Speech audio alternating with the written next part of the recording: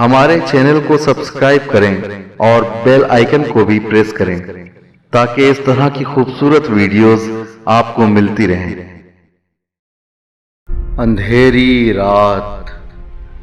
اندھیری رات میں کوہرے کے خیمے میانے دشت تا حد نظر تھے۔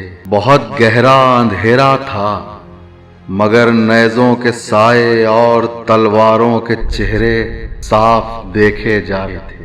ہوائیں تھیں کہ گویا موت کا پرچم تھا سر پر۔ نفس کی آمد و شد تھی سوال مرگ و ہستی۔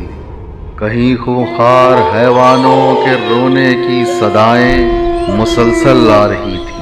سماعت کو تکلف تھا مگر پھر بھی وہ آوازیں برابر فکر سے ٹکرا رہی تھی۔ اندھیرا تھا کہ جس سے فکر سر ٹکرا رہی تھی۔ بس ایک خیمے میں روشن تھا چراغ زندگانی، اسی کے گرد تھی ساری کہانی۔ اچانک باغباں کے ایک اشارے پر دیا گل ہو گیا تھا۔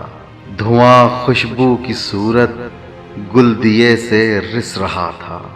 دھواں خاموش تھا اور کیمیا سازی میں غل تھا، اور ایک پل میں دھواں گم ہو گیا تھا۔